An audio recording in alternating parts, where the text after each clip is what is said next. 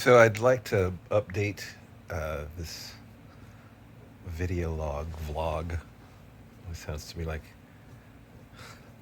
some sort of an evil character from a sci-fi film or Russian oligarch. I am vlog. Anyway, I just want to make kind of a diary entry here, just to document where I am in my journey. Um, so continuing, just to return to the awareness of being, just sitting in or abiding in awareness. I I've begun to distinguish the ego from being.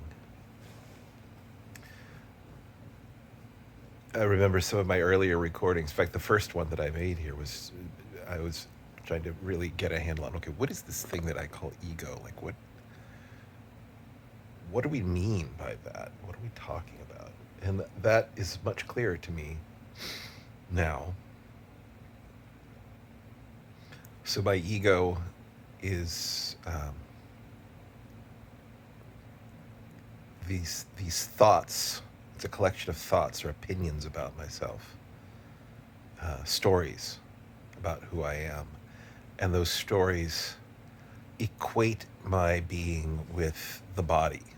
Like Rupert describes it as it's a belief that my being shares the limitations of the contents of my experience, and that's a very fancy way of saying that I believe that I am embodied, that my consciousness is, that my awareness of myself begins and ends with my body and shares its destiny, death, um, and shares its birth.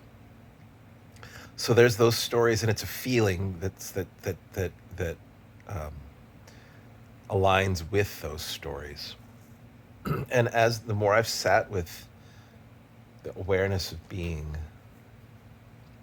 or just being, abiding in conscious awareness, I've begun to distill ego from that awareness, because I'm aware of all of that stuff. And I don't, for the purposes of this diary entry, I don't really need to go much into the concepts and definitions. I just want to document where I am. And that is having distilled the ego from my experience.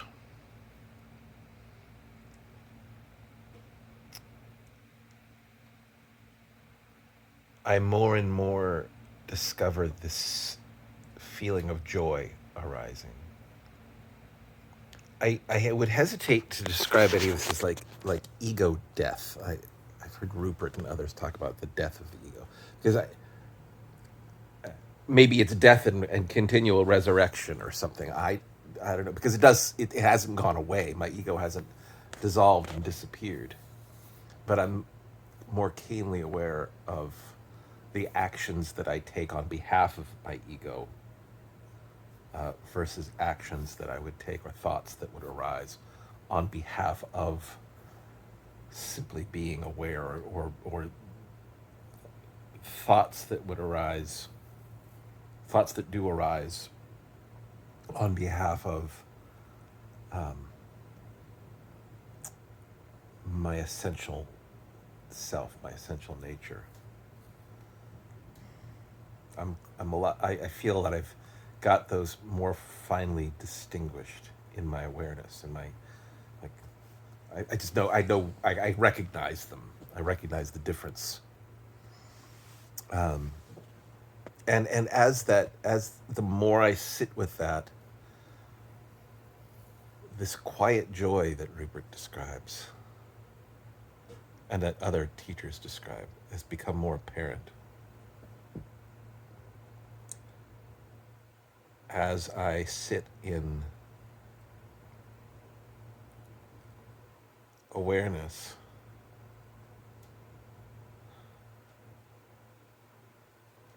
I um I had this realization or whatever. It came home to me that when Rupert is when these teachers, and I guess I listen to Rupert the most these days, so I talk about him a lot. Um, when teachers talk about the one being, that God's being, it just hit home that that's they're talking about this thing that I am. Like, I know they've been saying that all along, but it's like, oh, like that awareness that this thing that we're talking about is God, that is that which is aware of my being, is, oh God, this flock of birds, just murmuration of somebody's, like, I don't know what little birds they were. They just floated across the garden and landed in a tree just across from my window over there. You can't really see it. That tree right there, yeah. They just floated across and landed in there. Oh, it was beautiful. Um, so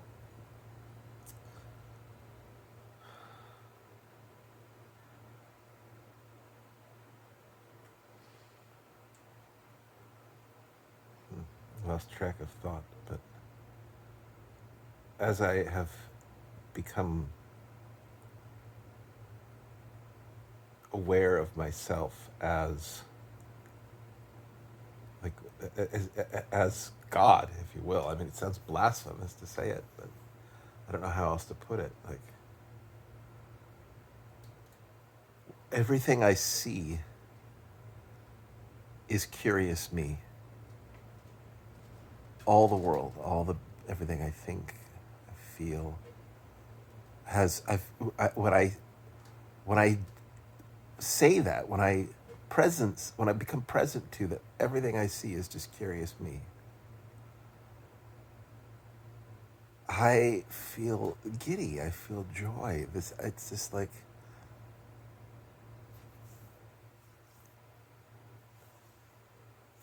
that. Like our emotions, my feelings are all about sorrow and sadness and all this. My essential state is joy. That thing that I call happiness or love is what I feel when that separate self, the thoughts and feelings of the separate self, are diminished. And I don't think that's ego death. It's more distillation. Distillation, and I'm not paying attention to that anymore. I'm just, what's arising is that what's already here is the joy. The joy and the love are the steady state underneath it all. When I clear away the muck off of the windows, I am present to joy. And that's what this phrase that I just uttered, like, all I see is curious me. There's being and curiosity. I made other videos about that. So when I am present to curious me, oh, it just makes me giggle every time. And it doesn't ever stop. And I want that more and more. I want to sit in that more and more. And moreover, I want to know how like, I want to continue drilling into or peeling back this experience so that I can language it, so I can create formulations that are accurate to my experience, because I want to be able to share it with people. And I don't do that well right now. I can't. Like, people, when I try to talk to people about what I'm experiencing, oh God, I just lose it. I can't get the words. Um, I can't just tell them, oh yeah, I've just been busy experiencing myself as God. Wow, aha. Like, maybe I will try that and just see how it goes. I want to just turn the camera to what I'm seeing here. See if I can capture it. Where did it? Yeah, that's the view right now. That's beautiful light. It's just, I don't know if the camera can see that. I'll review the video later and see. But anyway, and, oh yeah, and all the plants above. And this is what I see. This is my view when I meditate, at least during the day when it's light out. This is the beautiful home. There's Jake's van parked outside. Anyway, so that's a video entry. 10 minutes. My goodness, I can talk. And I'm just recording that not to present anything new to anybody that might be watching this, but just as my own documentation of where I am in my process. I should say also, I've entered this mode in my life right now. This state of being.